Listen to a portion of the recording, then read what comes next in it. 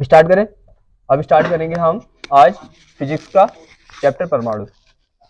ठीक है, और आप रिवाइज तो कर रहे हैं ना हैंड टू हैंड, जितनी वीडियो डाल रहे हो मैं टोटल आपको हैंड टू हैंड करना है उसको, राइट। और बार बार उसको रिवाइज करके देखना है, और दिक्कत आती है सी बात है, आप वीडियो चेक करके देख भी सकते हैं। और उसके बाद क्या है, मैं बायो की क्लास, देखो बायो की वीडियो अपलोड करूंगा शायद 20 के बाद अपलोड कर दूंगा, उसके भी पहले मैं इसे करा दूं। हाँ 20 के बाद। तो सी बात है, एक हम क्या कर रहे हैं फिजिक्स का, और एक केमिस्ट्री के चैप्टर कर रहे हैं, उसमें बीच में मैं 20 से देखूंगा कि एक एक बायोलॉजी का भी उसमें ऐड कर दूं। तो स्टार्ट करेंगे परमाणु का। तो देखो यहाँ पे क्या करेंगे, सबसे पहले करेंगे हम फ्लो चार्ट को। और ये परमाणु का जो चैप्टर है ना, पहले से काफी छोटा कर दिया, क्योंकि इसकी डेरिवेशन इससे निकाल दी। बस क्या करना है, 2-4 फॉर्मूले उनको यूज करना है, और डेरिवेशन अब आती नहीं। बस सिंपल सिंपल सा चैप्टर है, और हम इसे खत्म करेंगे। ठीक है, अब देखो यहाँ पे क्या होता है, पहले करेंगे हम फ्लो चार्ट को। फ्लो चार्ट से क्या होता है, हमें एक आइडिया मिल जाता है कि इस चैप्टर में क्या क्या पढ़ना है। अब यहाँ पे करना है हमें पहले, सबसे पहले करना है, इंट्रोडक्शन। इंट्रोडक्शन का मीन्स कि जैसे वहां पे जो मॉडल होंगे, और मॉडल में जो कमियां होंगी, ठीक है, कमियां जो होंगी तो आप कैसे पहचानेंगे, हाँ ये कमी बोलिए कैसा ही है, आपको रियल मॉडल पहले समझ लेना है। इंट्रो का मीन्स मैं रियल मॉडल को समझा दूंगा परमाणु के क्या होता है, जिससे कि साइंटिस्ट कुछ गलत बोलेगा या सही बोलेगा तो आपको एक आइडिया होगा, हाँ इसने ये सही बोला, इसने ये गलत बोला। तो पहले करेंगे हम फ्लो चार्ट को इसको।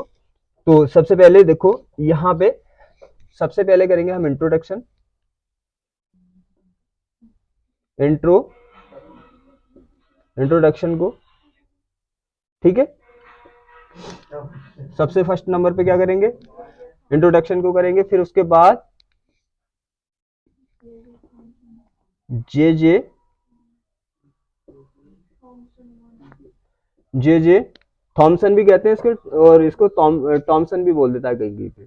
ठीक है, तो बात एक ही है, टॉमसन बोल दो, थॉमसन बोल दो, तो एक ही है।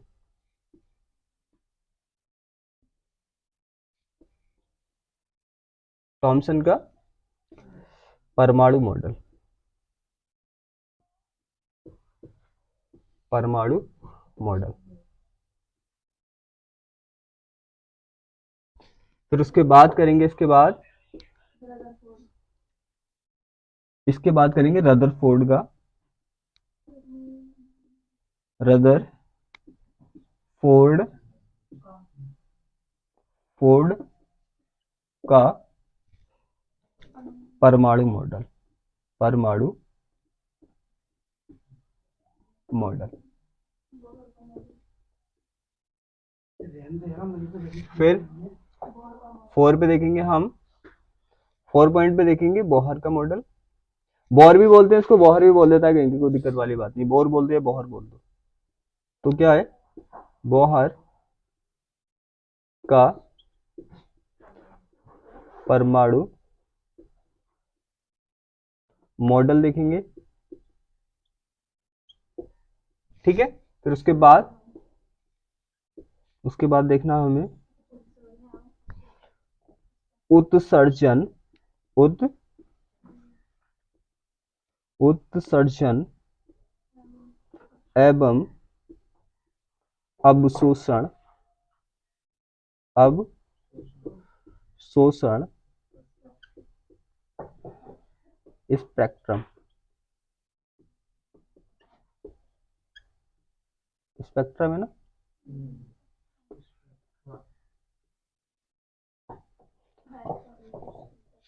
और फिर उसके बाद देखेंगे,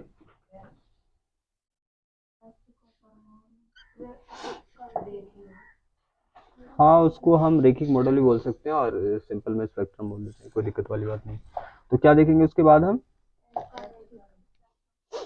उसके बाद देखेंगे हम स्पेक्ट्रम को। ठीक है, स्पेक्ट्रम, और हम ये भी बोल सकते हैं कि एच का रेखिक स्पेक्ट्रम,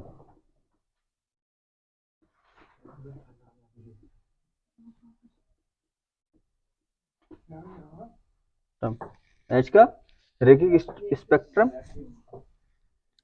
ठीक है, यहाँ पे देखो, अब देखो यहाँ पे समझो, यहाँ पे समझ आया? जीजे थॉमसन ने ज्यादा कुछ बोला नहीं है, सीधी सी बात है। तो दो चार बातें इसने बोली, वो हमें समझनी है बस। उसके बाद देखो इंपॉर्टेंट ये है कि क्वेश्चन यहाँ से पूछे जाते हैं, राइट। यहाँ से क्या होते हैं, इस चैप्टर से जो थ्योरिकल क्वेश्चन बनते हैं और लॉन्ग में देता है, बस इसी बात है। इन दोनों मॉडलों से पूछे जाते हैं कि इनके मॉडल क्या थे और इन्होंने क्या क्या उस पर सर्च किया और क्या क्या रिजल्ट निकाले। ठीक है, यहाँ से पूछा जाता है थ्योरिकल लॉन्ग क्वेश्चन आपका। और फिर आता है स्पेक्ट्रम। स्पेक्ट्रम देखो यहाँ से पूछता है वो न्यूमेरिकल्स को, यहाँ से पूछता है वो न्यूमेरिकल को। बात समझ आ रही है? जे डॉमसन में तो ज्यादा कुछ है नहीं, बस यहाँ पे आपको इसे फोकस करना है क्योंकि इससे लॉन्ग क्वेश्चन पूछता है थ्योरिकल, और यहाँ से जो पूछता है वो न्यूमेरिकल ज्यादा पूछे जाते हैं। सीधी सी बात है, इसको स्पेक्ट्रम को करेंगे। अब यहाँ पे आपको ये तो समझ आ गया इसका फ्लो चार्ट, आप इसको नोट करो। अब देखो ये समझ आ गया। अब हमें क्या करना है, अब हमें करना है इसे इंट्रोडक्शन को। इंट्रोडक्शन का मीन सीधी सी बात है, पूरा परमाणु को हम अच्छे से समझ लेंगे। परमाणु को पहले से हम समझ लेंगे तो हमारे जो वो बोलेंगे ना वो सब कुछ समझ में आएगा। वरना परमाणु नहीं समझा होगा तो वो क्या बोल रहा है साइंटिस्ट, कुछ पता ही नहीं चलेगा क्या कक्षाएं होती है, क्या इलेक्ट्रॉन घूमता है, कुछ समझ में आएगा नहीं। तो यहाँ पे सबसे पहले करेंगे हम इंट्रोडक्शन, इसे समझना आप अच्छे से। इंट्रोडक्शन का मीन समझ लो, पूरा पार्ट, पूरा पार्ट यहीं पे खत्म हो रहा है ऐसे मान लो। इंट्रोडक्शन यहाँ पे क्या है, पूरे चैप्टर का मैं बता दूंगा पूरे चैप्टर में क्या होने वाला है। अब इंट्रोडक्शन में क्या, परमाणु को समझेंगे पहले। देखो सबसे पहले आप ये समझो कि परमाणु में पार्ट्स कितने होते हैं, परमाणु में कितने पार्ट्स होते हैं। तो हम परमाणु को देखें, परमाणु, परमाणु के भाग, के भाग। तो परमाणु में तीन भाग होते हैं। एक क्या होता है हमारा, एक होता है हमारा कोश होता है। क्या होता है, एक कोश होता है। कोश के अंदर हमारे उपकोश होते हैं, उपकोश होते हैं। और उसके मिडिल टर्म्स को नाभिक कहते हैं, नाभिक कहते हैं। यहां तक तो कोई डाउट नहीं है ना? कितने भाग होते हैं परमाणु में? तीन भाग होते हैं। हैंड टू हैंड हम लिखेंगे भी और उससे समझेंगे भी। कैसे, देखो यहाँ पे क्या होता है, यहाँ पे इसका मिडिल पार्ट्स होता है। मैं तो थोड़ा बड़ा बना रही हूँ आपको दिखने के लिए, लेकिन होता बहुत छोटा है ये। फिर उसके अराउंड इस तरह से राउंड राउंड सर्कल होते हैं। क्या होते हैं इस तरह से? राउंड राउंड सर्कल होते हैं। ठीक है, कोई दिक्कत है यहाँ पे? अब देखो नाभिक जो बोला था आपने, वो बोला था इसको, ये क्या है, नाभिक। और ये जो अराउंड इसके सर्कल होते हैं, ये जो सर्कल होते हैं यहाँ पे, ये नाभिक, नाभिक कोई नहीं, मैं एक्सचेंज कर दूंगा। ठीक है, यहाँ पे नहीं तो यहाँ पे कर दूंगा, कौन सी दिक्कत आ रही है। ठीक है, तो इसको क्या बोलते हैं हम, इसको बोलते हैं हम नाभिक। इसके जो अराउंड होते हैं सर्कल, इनको बोलते हैं हम कोष। क्या बोलते हैं इनको? कोष बोलते हैं। ये जो है इसके अराउंड, ये क्या है हमारे, इसको बोलते हैं हम कोष। कोष समझ में आ रहा है? ये कोष होते हैं। इनके नाम क्या होते हैं? हम कैसे स्टार्ट करते हैं, ये वाला क्या है, के इसको एल मान लिया, इसको एम मान लिया, इसी तरह से चल देंगे, M N O P Q R, इस तरह से ये कोष होते हैं। यहाँ तक पॉइंट समझ आ रहे हैं ना, कि इसके तीन पार्ट्स होते हैं। अब एक आता है उपकोष। हमारे कोषों के अंदर जो होते हैं वो उपकोष होते हैं। कोषों के अंदर क्या होते हैं? उपकोष होते हैं।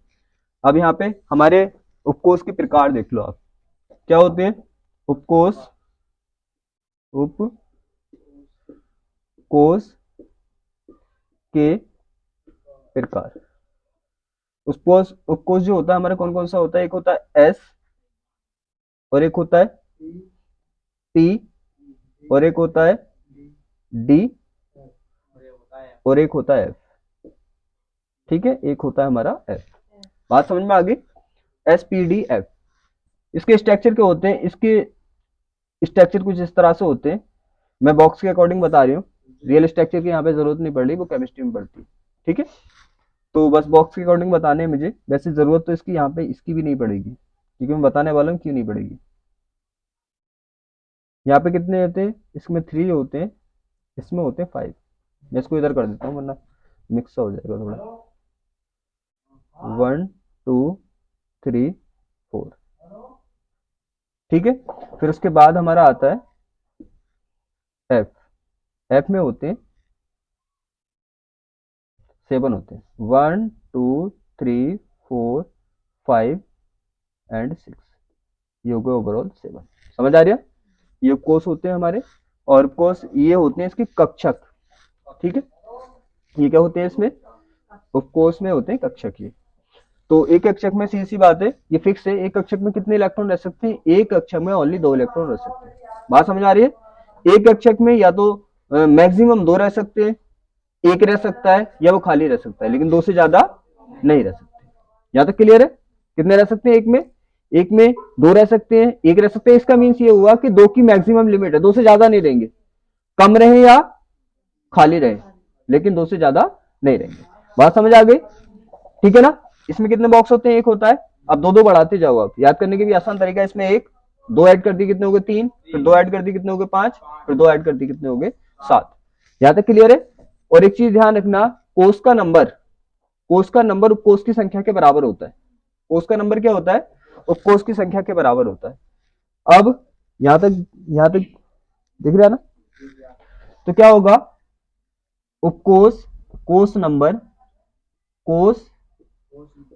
नंबर में कोष संख्या जो होगी हमारी, वो क्या होगी, बराबर होगी, कोष संख्या बराबर होगी उपकोष संख्या। उपकोष संख्या शॉर्ट में लिख रहा हूं, ठीक है। ये हो गया। इसका मीन्स क्या होगा, इसका मीन्स ये होगा, अगर कोष फर्स्ट है तो उसमें उपकोष भी क्या होगा, एक ही होगा।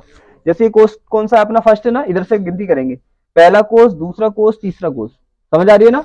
तो कोष का नंबर क्या है 1, तो इसमें उपकोष भी कितने होंगे 1। कोष का नंबर क्या है 2, तो उपकोष भी कितने होंगे 2। कोष का नंबर 3, तो उपकोष भी 3। कोष का नंबर 4, तो उपकोष भी, और कोष का नंबर 5, तो उपकोष भी, क्योंकि 5 नहीं हो सकते, क्योंकि 4 ही तो होते हैं, 4 से ज्यादा होता नहीं। तो फिर 4 के बाद जो है 4 4 ही रहेंगे। यहां तक कोई डाउट? आप देखो क्या होगा, यहां तक तो क्लियर है, यहां तक समझ आ गया ना? एसपीडी से स्टार्ट हो जाते हैं। आप देखो क्या होगा यहाँ पे, के कोष का नंबर समझ लिया आपने, ठीक है, कोष उपकोष ही समझ लिया, कोई दिक्कत थोड़ी है। अब देखो यहाँ पे एक चीज और समझने वाले हैं हम, कि इसमें एक कण भी होती है हमारे, इसमें रहता कौन है, इलेक्ट्रॉन रहते। अब देखो पहले वाले में क्या होगा, पहले वाले में क्या होगा, पहले वाले में ओनली एस होगा, फिर दूसरे में 2 होंगे एस और पी। ध्यान रखना स्टार्टिंग ऐसी करनी है, फिर तीसरे में एस पी डी, और चौथे में एस पी डी एस, फिर इस तरह से चलते रहेंगे। यहां तक तो कोई डाउट नहीं है ना? अब देखो क्या होगा, यहां पे आपको दिख रहा है, इसमें पार्टिकल कण कितने होते हैं वो भी समझना है आपको। इसमें क्या होते हैं, परमाणु के कण, परमाणु के कण। परमाणु के कण 3 तरह के होते हैं परमाणु में कण। एक होता है इलेक्ट्रॉन,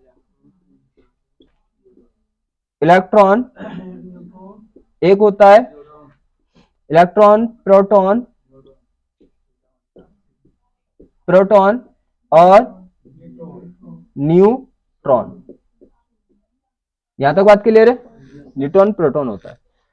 अब देखो क्या होगा, याद रखना कि यहाँ पे जो नाभिक में होते हैं, नाभिक में पहले इसके चार्ज को समझो। इलेक्ट्रॉन पे चार्ज मानते हैं हम -1, कितना मानते हैं, वैसे तो आपको पता है कितना होता है, 1.6 × 10 की पावर -19 होता है, वो आपको पता है। लेकिन यहाँ पे जब हम दिखाते हैं प्लस माइनस से, तो क्या दिखाते हैं, +1 +2 ऐसे दिखाते हैं ना, -1 -2 ऐसे दिखाते हैं, तो उसके अकॉर्डिंग देखेंगे। तो इसका क्या होगा, -1 दिखाते हैं इसको। प्रोटॉन पे चार्ज दिखाते हैं प्लस, और न्यूट्रॉन होता है 0। याद करने का भी तरीका ठीक ही है। क्या होता है P4, क्या आता है P4 प्लस, तो इसमें प्लस होता है।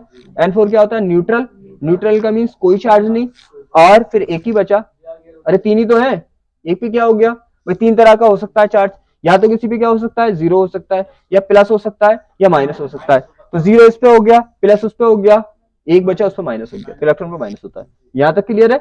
अब देखो द्रव्यमान, देखो द्रव्यमान, यहाँ पे इसका द्रव्यमान लगभग कितना मान लेते हैं, अप्रॉक्स इलेक्ट्रॉन का द्रव्यमान हम 0 मान लेते हैं, ठीक है। ऐसे लिखोगे तो और अच्छा रहेगा, बात ऐसे भी लिखो कोई दिक्कत नहीं है, तो ऐसे करके लिखोगे तो अच्छा रहेगा, बस बात एक ही थी, ये भी है।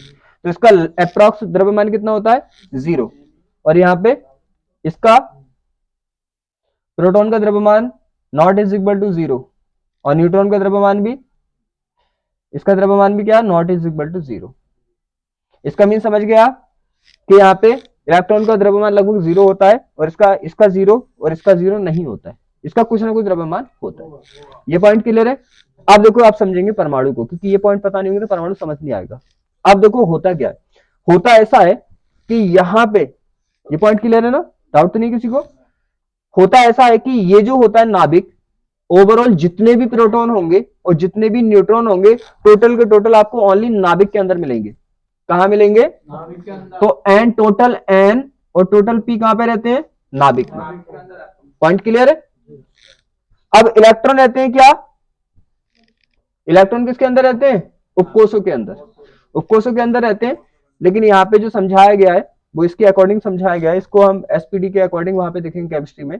यहाँ पे ये समझाया गया है कि हमारे इलेक्ट्रॉन जो होते हैं वो नाभिक के चारों ओर चक्कर लगाते हैं। इस तरह से क्या करते हैं, जितने भी यहाँ पे इलेक्ट्रॉन होंगे वो इसी कक्षा में चक्कर लगाएंगे, और जो इसमें होंगे वो इस कक्षा में। कोष को कक्षा भी कहते हैं, ध्यान रखना, कोष को क्या बोलते हैं, कक्षा भी बोलते हैं। तो उसने ये माना है एसपीडी, ठीक है। इसके ऑर्बिटल के अकॉर्डिंग हम कहाँ पे देखेंगे, हम केमिस्ट्री का जो एसपीडी ब्लॉक है वहां पे देखेंगे। तो बस मैंने एक बेसिक नॉलेज देनी थी आपको।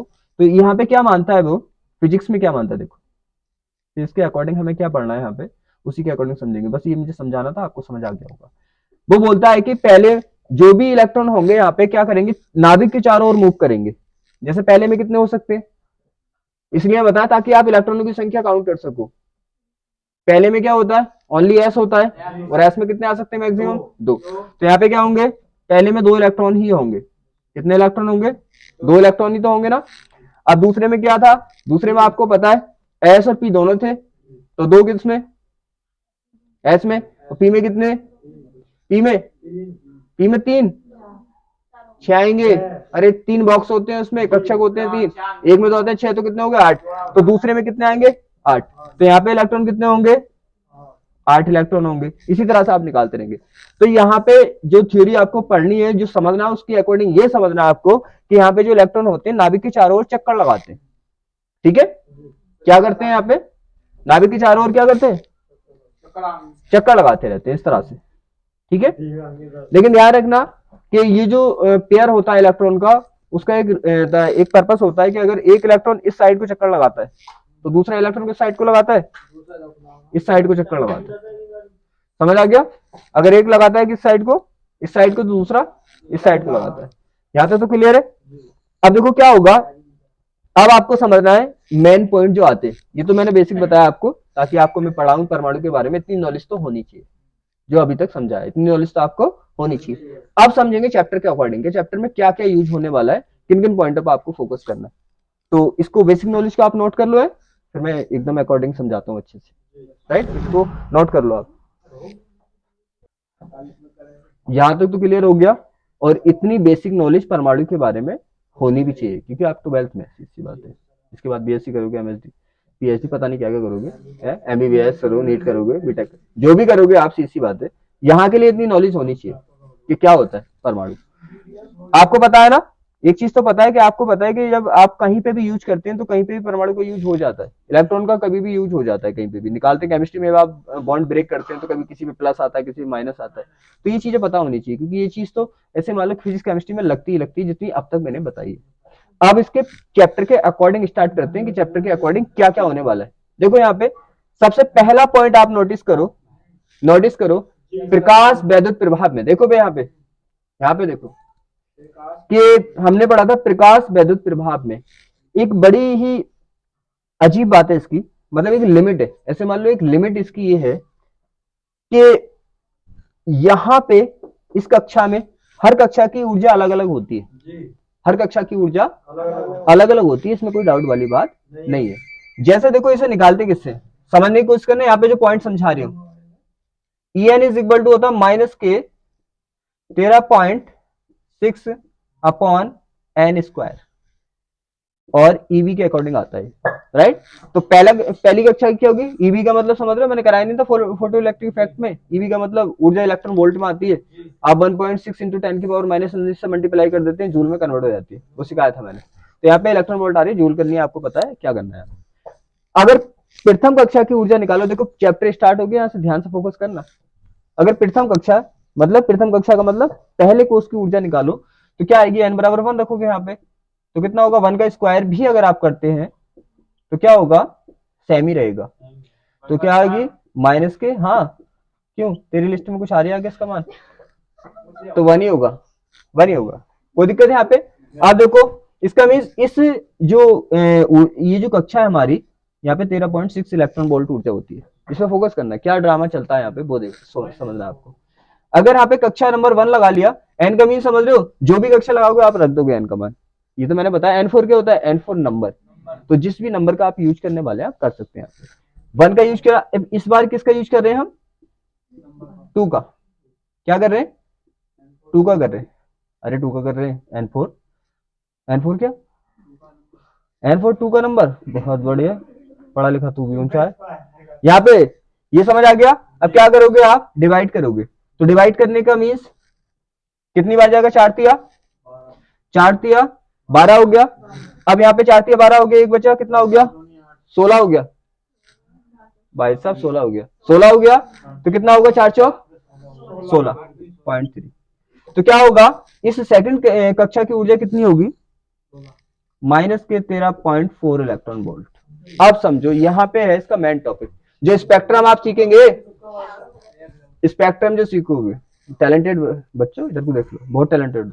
यहाँ पे देखो, मैं समझाना चाह रहा हूँ, मैं कह रहा हूँ इसे समझ लो अच्छे से, वरना चैप्टर बिल्कुल भी समझ नहीं आएगा। यही दिक्कत होती है, जो समझ नहीं आता, क्योंकि जल्दी जल्दी अगर मैं भी बता देता तो क्या होता, तुम्हें भी समझ में नहीं आता।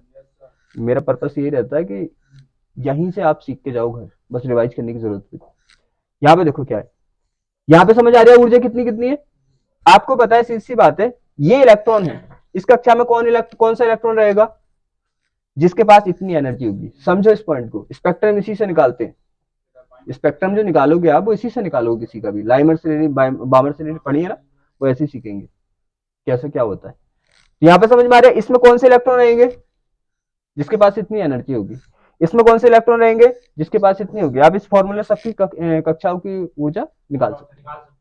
जैसे फॉर एग्जांपल समझ आ रही है ना, जैसे मान लो कि हमने 3 लिस्टें बनाई, एक इंसान, एक लिस्ट में लखपति इंसान है, एक में करोड़पति और एक में अरबपति, ठीक है। तो लखपति वाली लिस्ट में कौन रहेगा, जिसकी प्रॉपर्टी लाखों में होगी, करोड़पति वाली कौन रहेगा, जिसकी प्रॉपर्टी करोड़ों में होगी, और अरबपति वाली में कौन रहेगा, जिसकी प्रॉपर्टी अरबों में होगी। बात क्लियर है, ये तो आपकी सोसाइटी वाला पॉइंट है। अब देखो क्या होगा कि अगर किसी लखपति इंसान को कौन सी लिस्ट में जाना है, करोड़पति वाली में, तो क्या करना पड़ेगा, उसे पैसे कमाने पड़ेंगे। उसके पास जब इतने पैसे आ जाएंगे करोड़पति के बराबर, तो वो उसमें चले जाएगा।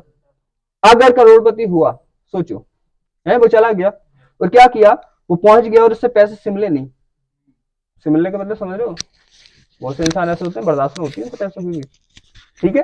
तो क्या होगा, हाँ, क्योंकि ऐसे ही कुल मिला के उनके पास पैसे आए और उनसे क्या हुआ, उनसे वो संभले नहीं और सब उन्होंने क्या कर दिए, बेफजूल खर्च कर दिए।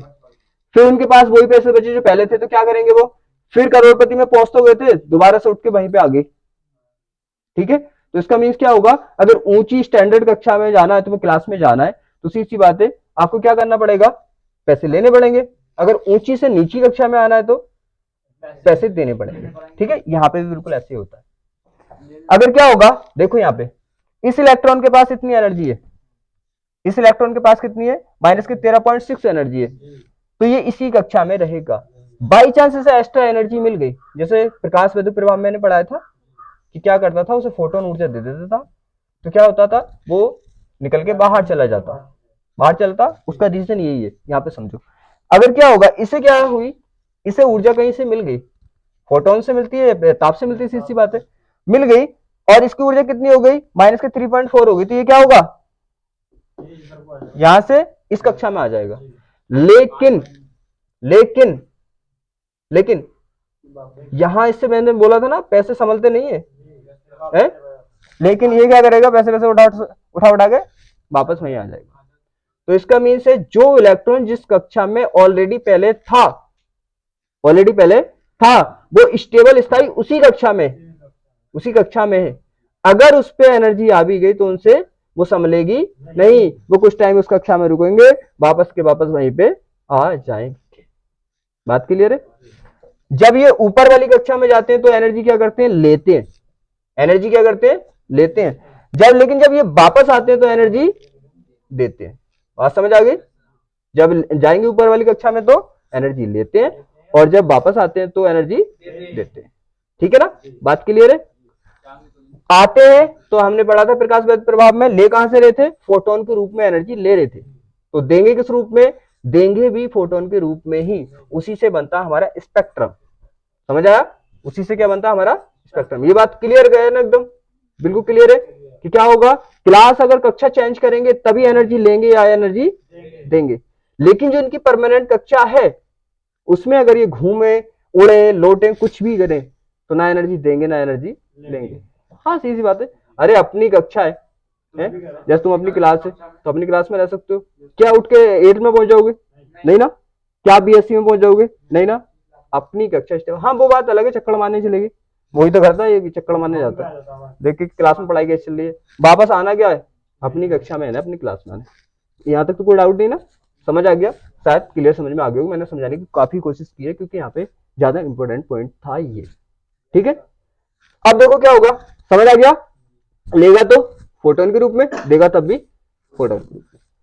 अब यहाँ पे एक पॉइंट, यहाँ पे जो साइंटिस्टों ने सर्च की है, तो ये तो क्लियर पता चल गया आपको, ये इलेक्ट्रॉन इसी में घूम सकता है, इसी में घूम सकता है, इसमें नहीं घूमेगा। क्यों? क्योंकि अगर इसमें घूमेगा तो क्या करेगा, ये एनर्जी उत्सर्जित करेगा। जैसे किसी पे मान लिया किसी लॉटरी खुल गई, लग गई कहीं पे, तो क्या होगा, उसे पैसे आए तो वो तो उठाएगा ना। इसी तरह से इनके पास भी भाई साहब की फ्री की एनर्जी अगर आ गई, तो सी बात है, उठा के वापस खर्च उठ करके अपने घर आ जाएंगे वापस। तो ऐसे करता है सिंपल। यहाँ तक पॉइंट क्लियर है? अब देखो यहाँ पे, अब एक पॉइंट और बताना है मुझे कि इसमें तो घूम सकता है, अगर अपनी कक्षा में घूमेगा तो कोई भी एनर्जी ना लेगा नहीं देगा, लेकिन दूसरी में जाएगा तो लेगा, वापस आएगा अपनी वाली में तो देगा। तो इस इलेक्ट्रॉन की ये वाली कक्षा स्थायी है। स्थायी का मतलब समझ रहे हो? पैदा ही यही हुआ और मर भी यहीं पे जाएगा। स्थायी कक्षा ये हुई। वो बात अलग है, चक्कर पक्कर लगाने दूसरी कक्षा में चला गया। तो ये होती है इसकी स्थायी कक्षाएं। ठीक है, अब देखो यहाँ पे जो बहस चली थी वो सबसे ज्यादा ये चली थी, नाभिक कैसा है, नाभिक कहाँ है, नाभिक समय फैला हुआ है, प्लस आवेश कहाँ मिलता है, ये वाली चीजें समझिए। अब यहाँ पे समझना है आपको। अब एक बात बताइए मुझे कि यहाँ पे ओवरऑल परमाणु का जो द्रव्यमान है वो किसकी वजह से बताओ? अरे आप बने हुए, ऐसे समझो, आप किस किस से बने हुए? अस्थियों से, उपास्थियों से और मांसपेशियों से, 3 से बने हुए। क्लियर है? अस्थि, ये कहां से आ गया? ये कब से होने लगा सर? बॉडी हो गई, पार्टी हो गई, मैंने नहीं पढ़ा। तो क्या होता है, सी बात है, अस्थियों से बना है और उपास्थियों से बना है और मांसपेशियों से बना है, 3 से बना है। तो आपका ओवरऑल वेट किसकी वजह से होगा? इन तीनों के वेट की वजह से होगा। क्या करना, आपको ओवरऑल वेट निकालना, तो इन तीनों का वेट आप तोल लो, आपके अंदर इतना ही वेट होगा फाइनल। इसके अंदर परमाणु के अंदर किस किस से बना है? ये परमाणु है किस किस से बना है? न्यूट्रॉन, प्रोटॉन, इलेक्ट्रॉन, 3 से बना है। तो इनका तीनों का वेट तोल लो, आप तोल कर बता सकते हो पूरे परमाणु का वेट कितना होगा। लेकिन पॉइंट ये आता है, इलेक्ट्रॉन में तो वजन है ही नहीं। अभी लिखा नहीं था मैंने बोला था ये पॉइंट इंपोर्टेंट है। इलेक्ट्रॉन में तो वजन ही नहीं है, तो वजन है किस किस की वजह से? न्यूट्रॉन, प्रोटॉन की। और न्यूट्रॉन, प्रोटॉन है कहां पे? नाभिक में। इसका मतलब टोटल वजन हुआ कहां? द्रव्यमान। क्लियर है? कोई दिक्कत? तो पहला पॉइंट यहीं पे बहस चली थी, कहां होता है, कैसे होता है। तो पहला पॉइंट आप नोट कर सकते हैं। क्या नोट कर सकते हैं जो बहस चलने वाली है यहां पे? क्या परमाणु का क्या संपूर्ण द्रव्यमान कहां पे होता है? द्रव्यमान नाभिक में होता है, नाभिक में होता है।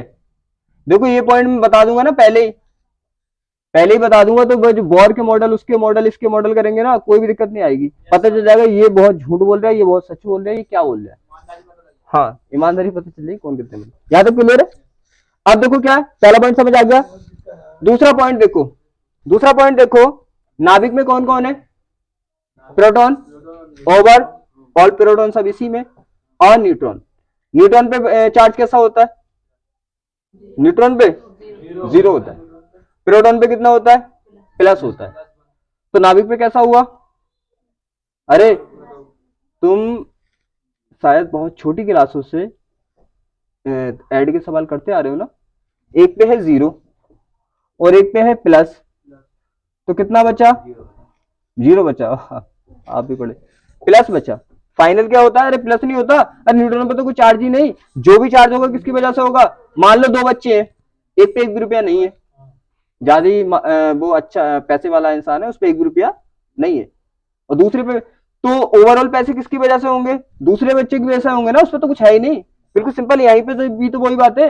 अरे न्यूट्रॉन पे तो चार्ज है ही नहीं, चार्ज किस पे? ओनली प्रोटॉन पे। तो जो भी चार्ज होगा किसकी वजह से होगा? प्रोटॉन की। सीधी सी बात है। और प्रोटॉन पे क्या होता है? Plus charge. तो इसका मतलब नाभिक पे क्या होता है? Plus charge. दूसरा पॉइंट समझ आ गया। दूसरा पॉइंट क्या है? नाभिक क्या होता है? नाभिक पर कैसा आवेश होता है? धनात्मक। अरे धनात्मक समझ तो आ रही है? अरे इसको तो रफ कर दी, तुमने नोट ही कर लिया होगा। क्या होता है नाभिक पर? क्या होता है? धनात्मक आवेश होता है। क्या होता है? आवेश होता है। इन पॉइंटों की वहां पे जरूरत पड़ेगी जब आप मॉडल पढ़ोगे तो। क्लियर हो गए 2 पॉइंट। अब ये हो गया धनात्मक आवेश होता है, और ये तो क्लियर हो गया कि अपनी स्टेबल कक्षा में घूमते हुए क्या करता है? इलेक्ट्रॉन ऊर्जा उत्सर्जित नहीं करता। ऊंची कक्षा में जाता है तो क्या करता है? अवशोषित करता है। नीचे कक्षा में आता है तो उत्सर्जित करता है। ये पॉइंट भी बहुत इंपॉर्टेंट है। क्या लिखेंगे? इलेक्ट्रॉन, इलेक्ट्रॉन अपनी कक्षा में, अपनी कक्षा मतलब जिसमें वो पैदा हुआ है, अपनी कक्षा में, कक्षा में केमिस्ट्री की भाषा में अपनी कक्षा को बोलता है स्थायी कक्षा। क्या बोलता है यहां पे? ये स्थायी कक्षा, स्थायी कक्षा। ठीक है। तो क्या होता है? अपनी कक्षा में ऊर्जा उत्सर्जित नहीं करता, ऊर्जा उत्सर्जित, उत्सर्जित ज्यादा वीआईपी बन गई क्या? नहीं करता, उत्सर्जित नहीं करता, नहीं करता, नहीं करता। तो फिर क्या करता है? ऊंची कक्षा में जाता है। ऊंची, ऊंची तो जानते हो तो ना? अरे ऊंची जानते हो? ऊंची कक्षा में जाता है तो क्या करता है? जाता है तो ऊर्जा क्या करता है? ऊर्जा एनर्जी, बात तो एक ही है, ऊर्जा लेता है, लेता है। बा नीची कक्षा में आता है तो नीची या नीचे कक्षा में आता है, आता आता है तो क्या करता है? आता है तो या तब ऊर्जा क्या करता है? ऊर्जा उत्सर्जित करता है, उत्सर्जित करता है। पॉइंट क्लियर है? इन 3 पॉइंट का बड़ा मोस्टली यूज होने वाला है इस पूरे चैप्टर में। समझ में आ गया? ठीक है ना? तीनों पॉइंट क्लियर है? अब देखो ये बेसिक नॉलेज हो गई। इस चैप्टर के अकॉर्डिंग हमारे कुछ पॉइंट क्लियर हो गए। फिर क्या होगा? अब हम चैप्टर के मॉडल्स को अगर स्टार्ट करें तो कोई भी प्रॉब्लम नहीं आने वाली। एक चीज और समझ लो, छोटा सा पॉइंट है यहाँ पे देखो कि ये इलेक्ट्रॉन तुम्हें पता है नाभिक के अराउंड तो घूमेगा, घूमेगा ना। तो आपको पता है अगर सीधा चलता है, कोई भी सीधा चलता है तो वो होता है उसका रेखिक वेग, रेखिक वेग। और अगर कोई किसी चीज के चारों तरफ घूमता है तो वो होता है उसका कोणीय वेग। समझते हो ना? अगर कोण में घूमेगा, जैसे घंटे की सुई क्या करती है देखो, उसका एक पॉइंट बिल्कुल स्टेबल रहता है और दूसरा ये क्या होगा? घूमता रहेगा। तो किसके अकॉर्डिंग घूम रहा है वो? यहाँ पे जहां पे इसकी ये जुड़ी हुई है वहां से इस पे तो घूम रहा है ना, तो इसके अकॉर्डिंग चारों ओर क्या कर रहा है? राउंड राउंड घूम रहा है वो। यहां तक पॉइंट क्लियर है? तो ये कैसी गति हुई? कोणीय गति।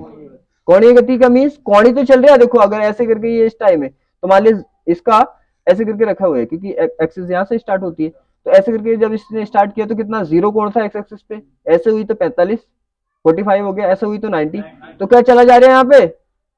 कोण चला जा रहा है, कोण नहीं चल रहा है यहाँ पे, जीरो फिर ये तो यहाँ पे क्या है? दूरी नहीं चल रही, क्या चल रहे हैं? कोण चल रहे हैं, इसलिए इसे बोलते हैं कोणीय गति। ठीक है, और जब हम सीधे चलते हैं वो होती है रेखिक गति। ये पॉइंट क्लियर है ना? तो यहाँ पे ये इलेक्ट्रॉन क्या करता है? कोणी तो चल रहा है, कौन चल रहा है ना, तो क्या होगी यहाँ पे? कोणीय गति। कोणीय गति होगी तो वेग भी कैसा होगा? बस क्या करना है, जैसे रेखीय गति में लगाते हो रेखीय, रेखीय वेग, रेखीय सब कुछ रेखीय लगाते हो उसमें, रेखीय गति लगाओगे तो रेखीय वेग लगाओगे, रेखीय त्वरण लगाओगे, सब चीज रेखीय लगा दोगे ना उसके आगे। इसी तरह यहाँ पे कोणीय यूज कर लोगे, कोणीय गति, कोणीय वेग। ठीक है, वहां पे क्या होता है? वहां पे एक संवेग होता है, संवेग होता है ना, तो उसको रेखिक संवेग बोलेंगे, यहाँ पे बोलेंगे कोणीय संवेग। कोणीय संवेग, इससे पिछले चैप्टर में फोटो इलेक्ट्रिक इफेक्ट में पढ़ा नहीं था आपने? क्या पढ़ा था? संवेग क्या होता है? P is equal to M B, वो क्या था? रेखीय संवेग। लेकिन यहाँ पे तो कोण पे घूम रहा है तो यहाँ पे होता है कोणीय संवेग। तो सीधी सी बात है, ये भी बड़ा इंपॉर्टेंट पॉइंट है यहाँ पे। तो इसका कोणीय संवेग होता है क्या? स्पेस यहाँ पे लिख दो, कोण संवेग यहाँ पे आ जाओ। आप देखो यहाँ पे समझने की कोशिश करो कोणीय संवेग क्या होता है। जैसे वहां पे P होता है, यहाँ पे है ना, यहाँ पे देखो रेखीय संवेग क्या था हमारा? P is equal to M V था ना। हमारा कोणीय संवेग एल से दिखा देते हैं इसको, तो ये होता है एम वी और R, M B R. M B R का मीन्स जिसके अराउंड वो घूम रहा है उसकी रेडियस। अरे आप ये सोचो, आप ये सोचो कि यहाँ पे और कोई चीज क्या है, यहाँ पे गोल गोल घूम रही है इस तरह से, तो क्या बनाइए? सर्किल बना, और सर्किल की क्या होती है? रेडियस, त्रिज्या होती है ना, तो ये त्रिज्या भी तो होगी ना इसकी। हाँ, तो ये जब इलेक्ट्रॉन ऐसे घूम रहा है नाभिक के चारों तरफ, तो इसकी भी तो ये क्या बना रहा है? सर्किल बना रहा है ना, तो उसकी क्या होगी? रेडियस होगी। तो यहाँ पे क्या है? देखो यहाँ पे ओनली एम बी है, यहाँ पे रेडियस से और मल्टीप्लाई हो रही है एम बी आर, तो ये होता है कोणीय संवेग। ध्यान रखना इस चीज का। अब देखो क्या होगा, कोणीय संवेग होता है क्या? इस इलेक्ट्रॉन का कोणीय संवेग, कोणीय संवेग डिफाइन कैसे करते हैं किसी का भी? देखो मान लो यहां पे कोणीय संवेग डिफाइन करने का फॉर्मूला होता है एन एच अपॉन 2 पाई। ठीक है ना, रोकिए, तो ये कितना होता है? M B R is equal to होगा एन एच अपॉन 2 पाई। ठीक है ना, तो किसी भी कक्षा का कोणीय संवेग, यहां पे क्या लेंगे आप? यहां पे इसको ऐसे ना लिखो तो अच्छा रहेगा, होगा तो यही। तो क्या होगा, क्योंकि रेडियस अगर आप यहाँ पे एन लगाओगे तो यहाँ पे भी एन लगाना पड़ेगा। एन का मतलब जिस कक्षा में घूम रहा है उसी कक्षा की रेडियस लगानी पड़ेगी ना आपको, रेडियस तो वही लगानी पड़ेगी। द्रव्यमान और वेग वेलोसिटी तो सेम भी हो सकती है इस कक्षा में, इस कक्षा में भी, लेकिन क्या होगा? रेडियस चेंज हो जाएगी। तो या तो अगर इसको लिखना है तो यहाँ पे एन लगा लो आप, या फिर इसको ऐसे लिख सकते हो आप, L into N H upon 2 pi. देखो किताब में ना बड़ा घुमा फिरा के दिया हुआ है, समझ में कुछ नहीं आएगा। वो बोलेगा कि स्थायी कक्षा में उत्सर्जित नहीं करता। अब तुम्हें समझ में आ गई स्थायी कक्षा कौन सी होती है? जहां पैदा हुआ इलेक्ट्रॉन, वो स्थायी कक्षा। बात करता यहाँ पे भी बड़ा घुमा के बोलता है कि जिसका कोणीय संवेग के, वो बोलता है कि कोणीय संवेग अगर इतना होता है तो वो उस कक्षा में घूम सकता है, इतना नहीं होता तो कक्षा में घूम नहीं सकता। बात ही पता नहीं चलती, बात कहना क्या चाह रही है वो। सीधी सी बात है, यहाँ पे समझो अगर फर्स्ट कक्षा है, क्या है? फर्स्ट, तो अभी मैंने बताया एन की जगह आप क्या कर लो? फर्स्ट कर लो, तो कितना होगा? H upon 2 pi. ठीक है, यहां तक इसकी कोई जरूरत है नहीं अब। तो कितना है हमारा? एच अपॉन 2 पाई। इसका मीन्स जो प्रथम कक्षा में इलेक्ट्रॉन है उनका संवेग कितना है? एच अपॉन 2 पाई। तो ये वाले इलेक्ट्रॉन इसी कक्षा में घूम सकते हैं, क्योंकि इनका संवेग अगर यहां चले गए तो वहां नहीं घूम सकते। क्यों? क्यों? क्योंकि यार इस कक्षा में अगर घूमना है तो यहाँ पे कितना होना चाहिए? एन का मान 2 लग जाएगा, तो दूसरी कक्षा में घूमने के लिए संवेग कितना होना चाहिए? एच अपॉन पाई नहीं होना चाहिए, क्योंकि 2 रखोगे यहाँ पे, डिवाइड 2 से 2 कैंसिल हो जाएगा। ये समझाना चाहता है वो, लेकिन भाषा ऐसी समझाना चाहता है कि पता चलता नहीं कि समझाना चाह के रहा है। समझ आया? तो क्या है, अगर ये प्रथम कक्षा का इलेक्ट्रॉन है, ध्यान समझना इसको, प्रथम कक्षा का इलेक्ट्रॉन है तो इसका कोणीय संवेग कितना होगा? एच अपॉन 2 पाई। तो ये प्रथम कक्षा में ही घूम सकता है, दूसरी वाली कक्षा में नहीं घूम सकता। दूसरी, इसीलिए तो वापस आ जाता है। अरे एक बात बताओ, तुम कहीं गए, अभी तुम अपने गांव में हो, अपने सिटी में हो, अपने घर हो, तो कहीं पे भी घूम रहे हो ना, अगर तुम्हें ऐसी जगह रख दिया जाए कि बांध दिया जाए बिल्कुल, है कहीं आने जाने न दिया जाए, जेल की तो कंडीशन बहुत बेकार होती है। तो क्या है, आने जाने ना दिया जाए तो क्या करोगे आप, क्या करोगे, वापस घर ही आ जाओगे, इससे तो अच्छा। यही तो कंडीशन होती है कि बेचारा यहाँ पे अपनी स्थायी कक्षा अपना घर है, या तो घूम सकता है, लेकिन दूसरे में गया तो घूम नहीं सकता, इसे बांध दिया ऐसे मान लो, तो क्या करेगा ये सोचेगा इससे तो अपने घर ही ठीक है, तो ये वापस आ जाता है। समझा, तो ये कहना चाहता है वो। दूसरी कक्षा का इलेक्ट्रॉन है तो उसका कोणीय संवेग कितना होगा, h/2 पाई, तो ये इसी कक्षा में घूम सकता है, इसमें नहीं घूम सकता, क्यों, क्योंकि इसका संवेग इसकी कक्षा के बराबर तो है ही नहीं, क्योंकि इसमें घूमने के लिए कितना चाहिए, इतना, इसमें घूमने के लिए इतना चाहिए। तो ये समझाना चाहते हैं वहां पे, लेकिन भाषा ऐसी यूज करते हैं समझ में कुछ आता नहीं है। अब शायद आपके आ जाएगा, ठीक है। तो इसके पॉइंट बेसिक क्लियर हो गए, अब मॉडल स्टार्ट करते हैं, इसे नोट करो। अब देखो पॉइंट सब समझ आ गए, चैप्टर में क्या पढ़ने वाले और क्या समझने वाले सबको समझा। अब करेंगे हम सबसे पहले जे थॉमसन का मॉडल या थॉमसन। अब देखो होता क्या है, इसने क्या है ज्यादा कुछ बताया नहीं, सीधी सी बात है, इसने बस ओनली ये बताया इलेक्ट्रॉन की खोज किसने की थी, पता है कुछ, भाई साहब ने की, ठीक है, हाँ इन्होंने की। तो इन्होंने उसकी इलेक्ट्रॉन की खोज की थी, सीधी सी बात है। और इन्होंने परमाणु का भी मॉडल दिया था, लेकिन परमाणु के मॉडल में ज्यादा कुछ बता नहीं पाई, नॉर्मल नॉर्मल सी चीजें बताई थी इन्होंने। तो बताया गया था, देखो बस दो चार पॉइंट बताए थे। आप देखो यहाँ पे अब एनालाइज करना, क्योंकि आपको रियलिटी पता है, रियलिटी तो पता है ना, कौन कहाँ होता है, द्रव्यमान कहाँ होता है। देखो इन्होंने क्या बोला, इन्होंने बोला कि हमारा जो परमाणु होता है वो तरबूज के शेप का होता है, तरबूज के शेप का होता है, जैसे तरबूज होता है। और उसके अंदर जो लाल जो होता है ना, जो लाल गुदा होता है उसका, तो क्या होता है, वो उसने बोल दिया कि इस तरह से तो फैला होता है प्लस चार्ज और उसका द्रव्यमान पूरे परमाणु में। और जैसे बीज होते हैं ना काले काले, ऐसे होते हैं इलेक्ट्रॉन लगे हुए।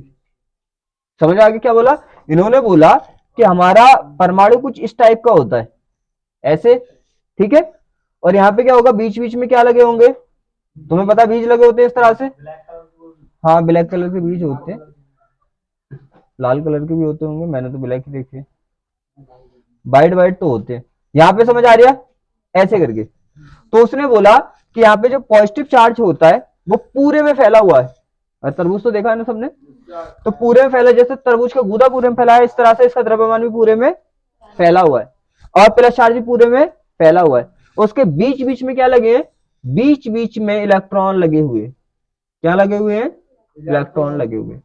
तो मुझे ये बताओ, क्या ये बात इनकी सस्ती है झूठ, इसीलिए तो पहले मैंने रियलिटी बता दी क्या होती है, क्या ये बात इनकी सस्ती है झूठ, झूठ लग रही नहीं, झूठी है, क्योंकि तुम्हें पता है ओवरऑल द्रव्यमान का होता है, नाभिक में होता है, ये बोल रहे हैं पूरे में फैला हुआ है, वो भी बराबर, बिल्कुल बराबर, यहाँ पे भी इतना तो यहाँ पे भी इतना है, ठीक है, यहाँ पे अगर 10 ग्राम है तो यहाँ पे भी 10 10 पूरे में बराबर। तो ये बात इनकी सही नहीं है, इसीलिए मैंने पहले रियलिटी पढ़ा दी, यहाँ पे पहचान सको और याद भी कर सको आप, ठीक है ना, ये बात इनकी झूठी थी।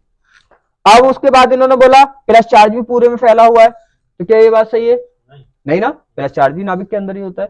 तो इन्होंने दो बातें बताई और वो भी गलत है। तो क्या बताया इन्होंने, इनका पहला पॉइंट था, पहला पॉइंट क्या था, पहला पॉइंट था कि परमाणु परमाणु परमाणु का, देखो यहाँ पे मोस्टली एक बेसिक नॉलेज लेनी है इससे, ज्यादा कुछ पूछता नहीं है इस वाले मॉडल से, परमाणु के जे थॉमसन वाले से नहीं पूछता है। तो क्या होगा, परमाणु का द्रव्यमान, द्रव्यमान द्रव्यमान और वह धनावेश, कैसा आवेश, धनावेश का तो मतलब समझ रहे प्लस चार्ज, धनावेश पूरे परमाणु में, पूरे परमाणु में समान रूप से, में समान समान रूप से वितरित होता है या फैला होता है, फैला होता है आप जल्दी से याद कर सकते हैं, ठीक है, फैला होता है, होता होता है होता है तथा तथा इलेक्ट्रॉन इलेक्ट्रॉन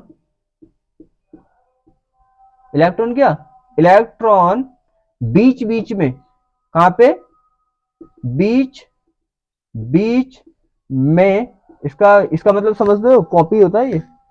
बीच बीच में इलेक्ट्रॉन बीच बीच में ऐसे लगे होते हैं, ऐसे लगे होते हैं, लगे होते हैं, होते हैं, जैसे जैसे तरबूज में बीज, तरबूज, अरे रियलिटी यही बोला, मैं थोड़ी बोल रहा अपने पास से, तरबूज में बीज। ठीक है ना, बात समझ में आ गई। पहली बात ये बोली थी, और आपको पता भी है देखो कि ये बात झूठ थी, रियलिटी कुछ हटके है इससे। अब दूसरा उन्होंने एक पॉइंट बोला था, वो सही था, कि कोई भी परमाणु उदासीन होता है। जब इलेक्ट्रॉन की खोज हुई थी ना, तो उस टाइम पे ये भी पता चल गया था कि किसी भी परमाणु से इलेक्ट्रॉनों को निकाला भी जा सकता है, निकाला भी जा सकता है, और उस किसी में परमाणु को इलेक्ट्रॉन दिया भी जा सकता है। ठीक है, लेकिन उन्होंने ये बता दिया था कि ओवरऑल जो परमाणु होता है वो कैसा होता है, उदासीन होता है। समझ आया, क्या बताया था इन्होंने, क्या परमाणु उदासीन होता है। ये पॉइंट इनका बिल्कुल सही था, आपको भी पता है परमाणु उदासीन होता है, क्योंकि जितने इलेक्ट्रॉन होते हैं इतने प्रोटॉन होते हैं। दूसरा पॉइंट क्या बताया था, यहां से कर दू ना, क्योंकि स्पेस यहां से ज्यादा पड़ेगा, तो 2 पॉइंट क्या बताया था, क्या हो गया, बी, अरे इतना तो तुम भी कर सकते हो, अच्छी बात समझ आ रहे हो तुम, बीज। अब ठीक है, यहां पे देखो, अब यहां तक समझ आ गया। अब इन्होंने बताया था कि परमाणु क्या होता है, परमाणु उदासीन होता है, परमाणु उदासीन होता है। ये बात इनकी सही थी गलत, ये सही है, क्योंकि इलेक्ट्रॉन प्रोटॉन बराबर होते हैं, ये बात इनकी बिल्कुल करेक्ट थी। ठीक है ना, और इनके मॉडल से तापीय उत्सर्जन, फोटो इलेक्ट्रिक इफेक्ट को समझाया जा सका, और आयनन को समझाया क्या। अब देखो इन्होंने कुछ मॉडल दिया है, तो हर चीज का कुछ ना कुछ बेनिफिट तो हुआ ही होगा, सीधी बात है। तो इसके भी कुछ बेनिफिट हुए थे, क्या क्या हुए थे देखो, यहाँ पे बेनिफिट हुए थे इनके मॉडल के, क्योंकि एक चीज और भी तो है, इंपोर्टेंट तो यही है सबसे ज्यादा। इन्होंने कुछ पॉइंट सही दिए, कुछ पॉइंट गलत दिए, लेकिन अगर ये खोज ही नहीं करते तो पता क्या चलता। ठीक है, तो मैंने तो यही है, सीधी सी बात है। तो तीसरा पॉइंट क्या था, इनके परमाणु मॉडल से, इनके परमाणु मॉडल से, परमाणु मॉडल मॉडल से क्या क्या हुआ, मॉडल से तापीय उत्सर्जन, तापीय उत्सर्जन, उत्सर्जन। ठीक है, तापीय उत्सर्जन, तापीय उत्सर्जन का मीन समझ लो, अगर किसी को ताप दोगे आप किसी परमाणु को, तो इलेक्ट्रॉन निकल के बाहर चले जाएंगे। क्यों मालूम है, क्यों, क्योंकि हमें एनर्जी दो रूप में मिलती है, एक तो बिना ताप के, और एक ताप के, ताप के साथ, जिसे बोलते हैं ऊष्मा। अगर बिना ताप के मिलती है तो उसे बोलते हैं ऊर्जा, और ताप के साथ मिलती है तो उसे बोलते हैं ऊष्मा। तो मिल तो दोनों में एनर्जी रही है, तो तुम्हें तो बता, अगर इलेक्ट्रॉन को एनर्जी मिली, चाहे कैसे ही मिल गई, वो तो निकल जाएगा। तो क्या होगा, तापीय उत्सर्जन को बताया गया, और प्रकाश वैद्युत प्रभाव, प्रकाश वैद्युत, प्रकाश वैद्युत प्रभाव। ठीक है, प्रभाव, और आयनन, आयनन का मीन्स ये कोई भी परमाणु धनावेशित भी हो सकता है और ऋणावेशित भी हो सकता है, उसे आयनन कहते हैं। आयनन तुम्हें पता नहीं है, आयन बनना, आयनन, प्रकाश वैद्युत प्रभाव एवं किसे, एवं आयनन को समझाया जा सका, आयनन को समझाया जा सका, समझाया जा, समझाया जा सका। पॉइंट क्लियर है, ज्यादा कुछ इन्होंने बोला नहीं, बस इतना बोला था। ठीक है, और बोर्ड के अकॉर्डिंग अगर इसे देखा जाए तो ज्यादा इंपॉर्टेंट नहीं है, लेकिन इससे अब जो आने वाले दोनों मॉडल है बहुत ज्यादा इंपॉर्टेंट है। ठीक है, अब जो आने वाले मॉडल है, अब देखो यहां से स्टार्ट होता है मोस्टली पोर्शन आपके बोर्ड का, मोस्टली पोर्शन। ठीक है, रदरफोर्ड का बहुत ही मोस्टली पोर्शन है, आता है, सीधी बात है। अब देखो रदरफोर्ड का मॉडल था क्या, इन्होंने क्या किया, एक इन्होंने स्वर्ण की एक क्या ली, पिन्नी ली, ठीक है, स्वर्ण पत्र लिया, मतलब कहने का ये स्वर्ण का मीन सोने का एक पत्र, मतलब पिन्नी के टाइप का लिया। फिर क्या किया उन्होंने, उस पर अल्फा कणों की बमबारी की। बमबारी की कैसे, अरे अल्फा कणों की बमबारी समझ में ना आ रही, बमबारी तो पता तुम्हें, बम मारना उठा उठा के, बमबारी की तो, लेकिन उन्होंने उसके हाइड्रोजन बम की बमबारी नहीं की, बल्कि किसकी की, अल्फा कणों की बमबारी की, राइट, ठीक है। अब हुआ क्या, देखो क्या है, समझने की कोशिश करो यहाँ पे, क्योंकि बोर्ड के अकॉर्डिंग ये सबसे ज्यादा इंपॉर्टेंट है। यहाँ पे देखो उन्होंने क्या किया, एक पॉली ली, किसकी, स्वर्ण की, एजी गोल्ड की पॉली ली। इन्होंने यहाँ पे कुछ इलेक्ट्रॉनिक डिवाइस ली, क्या लिया, इलेक्ट्रॉनिक डिवाइस ली, समझ में आ रहा है, क्या लिया, इलेक्ट्रॉनिक डिवाइस ली, और इलेक्ट्रॉनिक डिवाइस से क्या भेजे, अल्फा कण, लगातार इस पे बमबारी की। हाँ बम भी है, लेकिन क्या है, किसके, अल्फा के बने हुए बम है, ना कि हाइड्रोजन पर, हाइड्रोजन के, यहां तो समझ आया। फिर उन्होंने क्या किया, इन्होंने बमबारी जब की बहुत देर, तो उन्होंने देखा कि यार देखे तो क्या रिजल्ट क्या निकल यहाँ पे, तो उन्होंने फिर एक परमाणु को इसके अंदर से उठाया, क्या किया, एक परमाणु को उठाया, और इन्होंने उठाने के बाद कुछ ऐसा उसमें देखा, सर्कल की तरह ही होता है परमाणु अपना, क्या हुआ, क्या कुछ, अरे बनाने में कुछ नहीं, मैं कौन सा आर्ट्स कर रहा हूँ यहाँ पे, इसी बात, मुझे तो बाई डायग्राम सिखाना है तुम्हें, ठीक है। और यहाँ पे कुछ ऐसा था, और यहाँ पे कुछ ऐसा था, समझ रहे हो क्या, उन्होंने क्या किया, उस पूरी पॉली में से एक परमाणु निकाला, क्या किया, परमाणु निकाला, वैसे नहीं निकाला, माइक्रोस्कोप से एक परमाणु पे ही फोकस किया, उसके रिजल्ट को देखा, ठीक है। अब देखो कि माइक्रोस्कोप तुम्हें पता है इतनी छोटी चीज को भी इतना बड़ा दिखा सकती है वो, तो क्या किया यहाँ पे समझने की कोशिश करो आप, तो इन्होंने क्या किया, एक परमाणु को लिया और एक परमाणु का एनालाइज किया। अब एक परमाणु का एनालाइज किया तो इन्होंने देखा कि एक परमाणु में क्या क्या यहाँ पे प्रैक्टिकली चल रहे हैं, ठीक है। अब देखो क्या है, इसे क्या बोलते हैं, अल्फा कण प्रकीर्णन भी बोलते हैं, क्या बोलते हैं इसको, अल्फा कण प्रकीर्णन,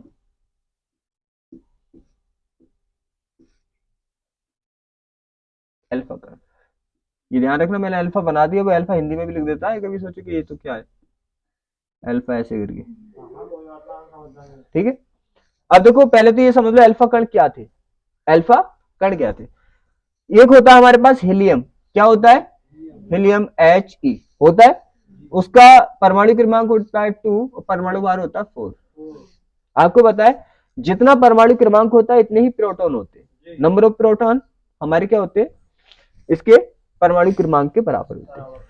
अब यहाँ पे प्रोटॉन कितने होंगे, आपको पता है 2 होंगे, परमाणु क्रमांक इक्वल होते हैं, जेड की इक्वल होती है, तो 2 ही होंगे। फिर उसके बाद क्या होगा, उसके बाद आपको पता है ये कोई चार्ज नहीं, उदासीन परमाणु में क्या होते हैं, प्रोटॉन इलेक्ट्रॉन बराबर होते हैं, सीधी बात है इलेक्ट्रॉन भी 2 ही होंगे, ज्यादा कोई डाउट नहीं ना। अब यहाँ पे क्या होगा, आपको पता है कि अगर प्रोटॉन को और न्यूट्रॉन को ऐड करें तो वो एटॉमिक नंबर या एटॉमिक मास के बराबर आता है, इसको हम एटॉमिक नंबर की जगह भी यूज करते हैं और एटॉमिक मास की जगह भी यूज करते हैं, बात समझ में आ रही है, परमाणु संख्या परमाणु भार, राइट, तो किसके बराबर आता है, 4 के बराबर आएगा, ठीक है, 4 के बराबर आ गया। आपको पी दिया हुआ एन निकालना है, तो सीधी सी बात है, आपको पता है, वैसे भी आप एनालाइज कर सकते हैं, वैसे भी आप एनालाइज कर सकते हैं, 2 लेस करोगे तो एन कितना आएगा, 2 आएगा, वैसे तुम्हें मैंने बोला वैसे भी एनालाइज कर सकते हो ना, अरे कर सकते हो, 4 है टोटल, 2 वो है तो दूसरे वाले कितने बचे होंगे, 2 ही बचे होंगे, 2 है यहाँ पे। अगर इसका परमाणु स्ट्रक्चर बनाए तो कुछ ऐसा होगा, क्या होगा, कुछ ऐसा होगा, यहाँ पे आपको पता है 2 इलेक्ट्रॉन राउंड मार रहे होंगे, 2 इलेक्ट्रॉन क्या कर रहे होंगे, राउंड मारे होंगे नाभिक के चारों तरफ, और यहाँ पे 2 प्रोटॉन और न्यूट्रॉन यहाँ पे बैठे होंगे, क्लियर है।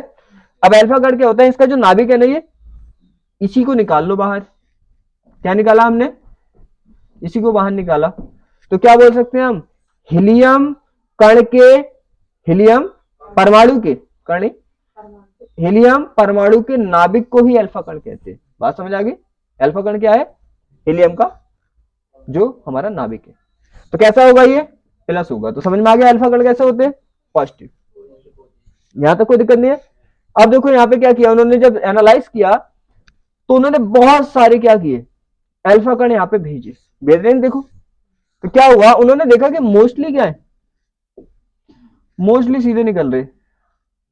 उन्होंने देखा है ऐसा क्या हो रहा है, खाली निकल रहे हैं ना, सीधे निकल रहे। देखो उन्होंने देखो खाली निकल रहे, सीधे निकल रहे बिल्कुल। इसका मीन्स क्या, और एक चीज ध्यान रखना, आपको जो पॉइंट याद करनी है वो किसके अकॉर्डिंग याद करनी है, जैसे मैं कराता हूं डायग्राम से आपको लिखना है जो भी। तो यहाँ पे डायग्राम में जो भी दिख रहा है आपको उसके अकॉर्डिंग याद करना है। आपको क्या दिख रहा है परमाणु में मोस्टली, अरे उन्होंने तो सर्च की थी तो उन्हें दिक्कत आई थी, आपको तो सामने रखा हुआ है, आप तो बता सकते हैं क्या क्या कंडीशन बन रही है इसकी। अब देखो यहाँ पे क्या होगा, आपको दिख रहा है परमाणु, तो उन्होंने क्या देखा, उन्होंने देखा कि बहुत सारे उन्होंने अल्फा कण देखे, उसमें से बहुत कम, बहुत कम तो विचलित हुए, बाकी क्या निकल गए, सीधे निकल गए। तो इससे क्या रिजल्ट निकला, आप खुद बताओ, क्या आप जा रहे हो कहीं पे, ठीक है। तो सीधी बात है, 1000 इंसान चले एक साथ और एक दो अपने रास्ते से हटे, विचलित होने का मतलब समझ रहे हो, हटना। तो एक दो हटे, बाकी सीधे चले गए, तो इसका मीन्स क्या हुआ, बाकी के रास्ते में कोई भी आगे रुकावट नहीं आई होगी, उन्हें रोकने वाला नहीं होगा, इसका मतलब वो एरिया खाली होगा, तभी तो सीधे निकल गए। अब दो चार अगर इधर उधर हुए अपने रास्ते, तो इसका मतलब उसके सामने कोई रुकावट आई होगी, उन्हें कोई रोका होगा, तभी वो विचलित हुए होंगे। बात क्लियर है। तो इसका मीन्स क्या हुआ, पहला पॉइंट क्या निकला, बहुत कम विचलित हुए। तो इसका मीन्स हुआ कि परमाणु मोस्टली क्या है, खाली है। अरे विचलित कब हो गए, जब मैदान साफ होगा तो क्या विचलित हो गए तुम, मैदान खाली होगा तभी तो सीधे निकलोगे बिना विचलित हुए। तो क्या हुआ, खाली है, प्रूफ समझ आ गया ना। तो पहला पॉइंट क्या हुआ, पहला पॉइंट हुआ कि अधिकांश अल्फा कण क्या हुए, अधिकांश अधिकांश अल्फा कण बिना विचलित हुए, बिना विचलित हुए, इसे रफ कर दू ना, क्या हुआ, बिना विचलित हुए, विचलित हुए सीधे निकल गए, क्या हुए, सीधे निकल गए, ठीक है। अधिकांश मतलब बहुत कम क्या हुए, बहुत कम विचलित हुए, तो इसका रिजल्ट क्या निकला, सीधे निकल गए। तो तुम्हें पता है तुम सीधे तब निकलोगे जब मैदान खाली होगा। तो यहाँ पे भी अधिकांश परमाणु का भाग क्या है, खाली है, खोखला है। तो हम कैसे सीधे निकल गए, इससे क्या हुआ, इससे इससे इससे यह सिद्ध हुआ, यह प्रूफ हुआ, सिद्ध हुआ, या हम इससे ये कह सकते हैं, ये तो नॉर्मल सी बात है, आप कैसे भी लिख सकते हैं इसको। इससे यह सिद्ध हुआ कि परमाणु क्या होता है, परमाणु अधिकांश क्या होता है, अधिकांश खोखला होता है। क्या होता है, खोखला। खोखले का मतलब समझ रहे हो, खाली तो होता है, खोखले का मीन्स खाली लिख दो, खोखला लिख लो, खोखला होता है, ठीक है, कोई दिक्कत नहीं, पहले पॉइंट से पता चल गया हमें। अब क्या किया उन्होंने, देखो अब वो और भेजते गए, और भेजे, जब ये यहां तक आए तो हल्का देखा उन्होंने, यार ये हल्का विचलित हुआ भाई, क्या हुआ, ये हल्का विचलित हुआ, यहाँ पे आया ये हल्का विचलित होकर ऐसे निकल गया, ये क्या हो रहे, देखो ये हल्के हल्के विचलित होके जा रहे। तो उन्होंने देखा, अब एक बात समझो यहाँ पे कि विचलित क्यों होगा, ये विचलित क्यों होगा, जब कोई सामने आ, तुम्हें पता है जब कोई सामने आगा, या जैसे मान लो तुम सीधे जा रहे हो तो कब विचलित हो गए, या तो तुम्हारे सामने कोई मान लो एक खंभा आ गया, एक पोल आ गया, तो क्या हो गए, तुम हल्के से हट के अपने साइड से निकल जाओगे, या कोई और चीज आ गई तो क्या होगा, साइड से निकल जाओगे बच के, ठीक है, हो गया, साइड से बच गए तुम। या फिर ऐसा भी तो हो सकता है कि आपको कोई क्या करे, जा रहे हो सीधे पकड़ के ऐसा ढकेल दे, साइड को धक्का दे दे, तो क्या होगा, तो भी आप विचलित हो जाओगे। तो यहाँ पे यही कंडीशन लगी। आपको पता है ये अल्फा कण कैसे चार्ज है इन पे, मैंने बताया अभी, पॉजिटिव चार्ज है, सीधी सी बात है। और नाभिक पे भी कैसा चार्ज है, पॉजिटिव चार्ज है। तो क्या होगा, ये क्या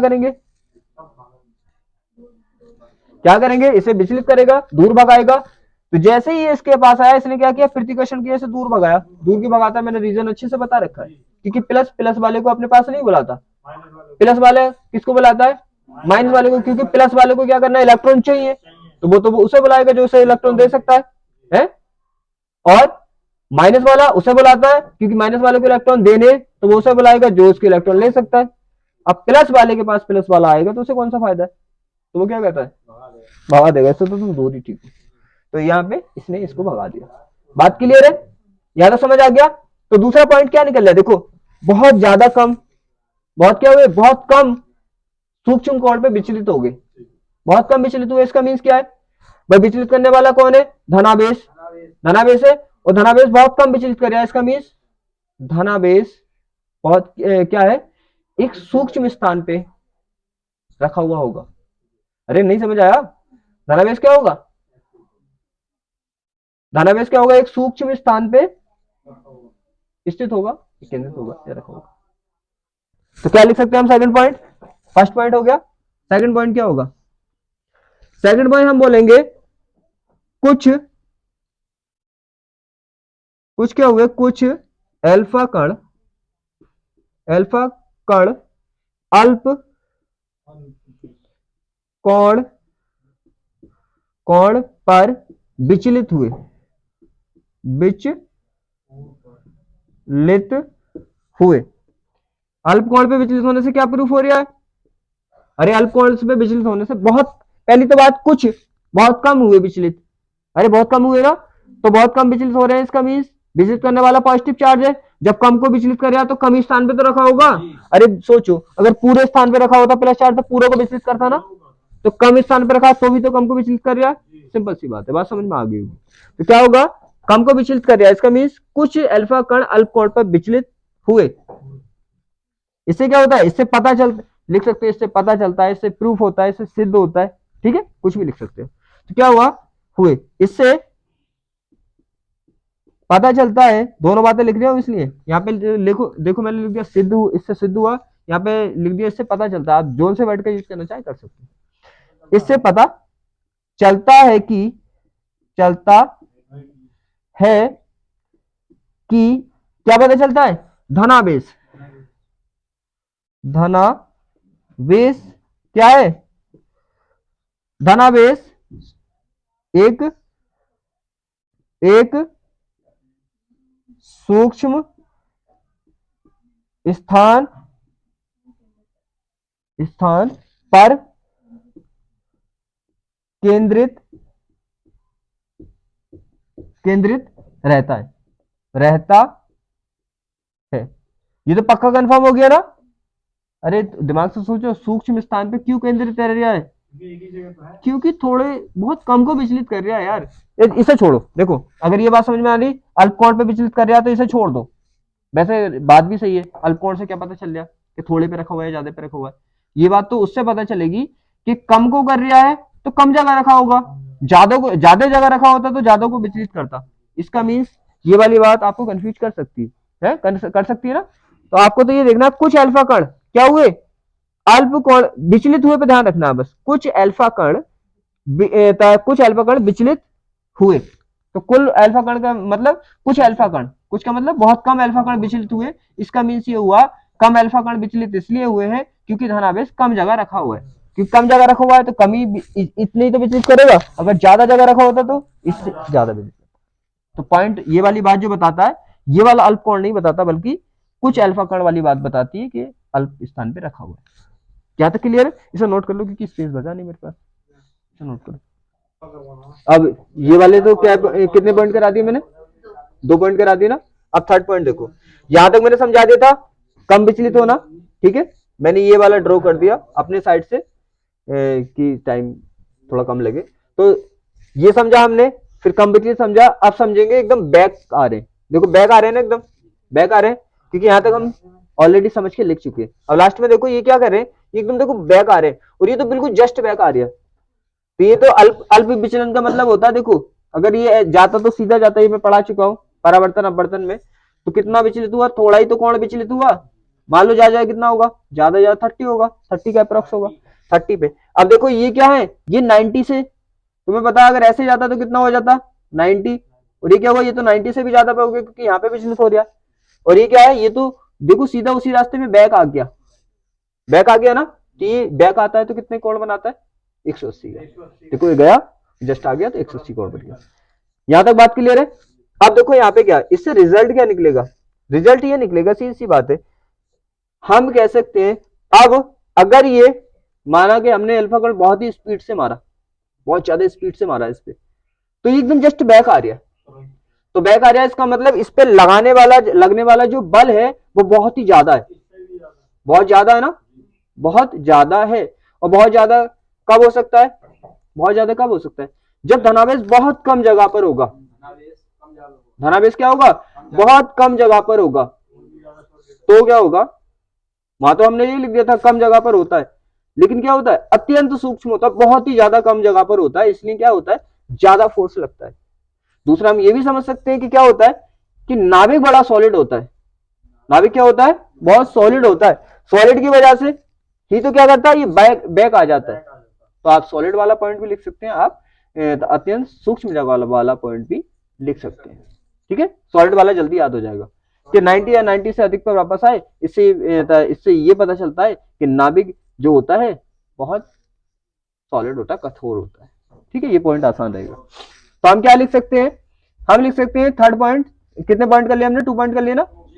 थर्ड पॉइंट हम कर सकते हैं कि कुछ अल्फा कण, कुछ अल्फा कण 90 से अधिक कोण पर क्या हुए, अधिक कोण पर, कोण पर, अरे ये बात तो समझ में आ रही है, 90 से अधिक पर, अरे 90 से 180 भी क्या है, 90 से ज्यादा ही तो है, हमने ये लिख दिया 90 से अधिक ही, जहां कितना भी है, अरे 360 भी है ना, तो है तो 90 से ज्यादा ही, सीधी बात है।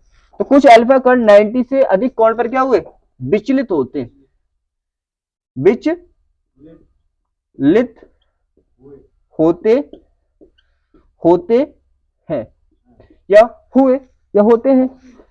इससे इससे पता चलता है, पता चलता है कि नाभिक क्या है, कि नाभिक नाभिक अत्यंत कठोर है, अत्यंत, अत्यंत का मीन्स बहुत ज्यादा, कठोर है, कठोर होता है। देखो ये पॉइंट एकदम याद भी हो जाएगा, है आपको पता है अत्यंत कठोर, बहुत ज्यादा कठोर है। ठीक है, अब हमारा चौथा पॉइंट, एक बात बताइए, यहाँ पे प्रतिकर्षण बल लग रहा है, कौन सा बल लग रहा है, प्रतिकर्षण बल लग रहा है ना। तो प्रतिकर्षण बल का फॉर्मूला किसने दिया था, उसका जो अपना रूल्स था, किसने दिया था, और ये रूल और रेगुलेशन किसने दिया था प्रतिकर्षण आकर्षण बल का, कूलाम ने। तो यहाँ पे भी कूलाम के नियम को फॉलो कर रहा है, ये कर रहा है ना, हाँ बिल्कुल करता है, वही फॉर्मूला लगता है यहाँ पे, F is equal to Q1 Q2 upon R square, वही लगता है। अरे ये तो तुम्हें पता नहीं है, तो पढ़ पढ़ के रट गए होंगे। देखो ये वाला नहीं लगता, ये तो 1000 बार पढ़ा है, तुम कितनी बार तो पढ़ा है, ये वाला। तो यहाँ पे भी क्या लगता है, यहाँ पे भी यही वाला फॉर्मूला लगता है, तो इसका मीन्स यहाँ पे भी कूलाम का नियम लगता है। तो हम क्या कर सकते हैं, और कौन सी दूरी है ये तो परमाणुओं की दूरी है, अरे परमाणु की दूरी तो है ये क्या है, परमाणु के अंदर की दूरी को परमाणु की दूरी कहोगे ना, मेरा मार्कर है तो मैं अपने ही मार्कर तो बोलूंगा ना कि मेरा मार्कर है, तो ये दूरी किसकी है, परमाणु के अंदर परमाणु की है ना। तो इसका मीन्स हम कह सकते हैं कूलाम का नियम परमाणविक दूरी पर भी काम करता है, क्यों कर रहा है। तो हम क्या कह सकते हैं, कूलाम का नियम, कूलाम, तो ऐसे लिख दोगे तो और अच्छा रहेगा, इस प्रयोग से, हाँ इस प्रयोग से भरना पता ही नहीं चलेगा क्यों लिख रहे हैं हम ये, इस प्रयोग से पता चलता है, पता चलता है, मैं थोड़ा शॉर्ट लिखाने की कोशिश कर रहा हूं, ठीक है, बात एक ही है। इस प्रयोग से पता चलता है कि कूलाम का नियम, कूलाम का नियम, का नियम किस पर, परमाणविक दूरी पर, कूलाम का नियम परमाणविक दूरी पर भी दूरी पर भी क्या करता है, कार्य करता है, काम करता है, कार्य करता है, करता है। अब देखो लास्ट पॉइंट यहां पे समझाना है मुझे, पांचवा पॉइंट। अब यहां पे देखो पांचवा पॉइंट बताना है मुझे कि, हाँ यहाँ पे हो गया। पांचवा पॉइंट ये बताना है कि आपको पता है कि सभी धातुओं की परमाणु क्या होंगे, तुम्हें पता है सब में क्या होंगे, प्रोटॉनों की संख्या क्या होगी, सेम तो नहीं होती, हाइड्रोजन में बहुत कम होते हैं और आयरन में और ज्यादा होते हैं, तो सभी में परमाणु वो प्रोटॉनों की संख्या क्या होती है, क्या होती है, प्रोटॉनों की संख्या अलग अलग होती है। प्रोटॉनों की संख्या अलग अलग होती है तो नाभिक का साइज क्या होगा, अलग अलग होगा। अरे सोचो, अगर घर के अंदर रहने वाले इंसानों को बढ़ा दिया जाए तो क्या घर का स्पेस नहीं बढ़ाना पड़ेगा, बढ़ाना पड़ेगा ना। तो इसके अंदर रहने वाले अगर न्यूट्रॉनों का और प्रोटॉनों का नंबर बढ़ा दिया जाए तो क्या स्पेस नहीं बढ़ाना पड़ेगा। तो यहाँ पे रदरफोर्ड ने भी यही किया था, उन्होंने अलग अलग अलग अलग धातुओं के नाभिक लिए, उन्होंने देखा तो अलग अलग क्या हुए, यहाँ पे क्या हुए, अलग अलग ज्यादा। जैसे मान लो कि इसका साइज छोटा है तो फॉर एग्जांपल इससे 2 विचलित हुए, और दूसरा लिया उसका थोड़ा बड़ा है तो उससे 4 विचलित हुए, फिर और लिया वो उसका और बड़ा, उससे 6 विचलित हुए। तो पता ये चला कि सभी में जो धनावेश होता है या नाभिक का साइज होता है वो क्या होता है, अलग अलग होता है। इस पॉइंट को आप लिख भी सकते हैं, इसमें कौन सी दिक्कत है, आप लिख सकते हैं ना कि सभी धातुओं का, सिंपल सी बात है। अरे आपको पता है ना सभी का क्या होता है, सभी का एटॉमिक नंबर अलग होता है, सभी का एटॉमिक नंबर अलग होता है, एटॉमिक नंबर अलग होता है, प्रोटॉनों का नंबर अलग होता है, प्रोटॉनों का नंबर अलग होता है, तो जहां प्रोटॉन रहेंगे उस जगह का भी नंबर स्पेस क्या होगा, अलग अलग होगा। तो सबके नाभिक का साइज क्या होता है, अलग अलग होता है। सिंपल सी बात है ये तो आप लिख सकते हैं पांचवें पॉइंट में, क्या लिख सकते हैं, आप लिख सकते हैं किसी सी बात है। उन्होंने जब प्रैक्टिकल किया, प्रयोग किया, तो विचलित होने वाले जो अल्फा कण थे ना उनकी संख्या अलग अलग थी, जैसे मैंने एग्जांपल से समझाया, किसी में 2 हुए, किसी में 4 हुए, किसी में 6 हुए, ठीक है। तो उन्होंने ये दिया कि जो धनावेश जो होता है वो सब में परमाणु धातुओं में अलग अलग होता है, या नाभिक का साइज, सिंपल में अगर बोलो कि सभी धातुओं में नाभिक का साइज क्या होता है, अलग अलग होता है? तो ये सही रहेगा। चलो मैं लिख दूं वरना तुम सोचोगे नहीं क्या। यहाँ पे देखो हम बोल सकते हैं कि उन्होंने भिन्न भिन्न धातु पे, ये तुम लिख लेना लाइन, ठीक है, मैं जो इसका रिजल्ट निकला है वो लिख लें।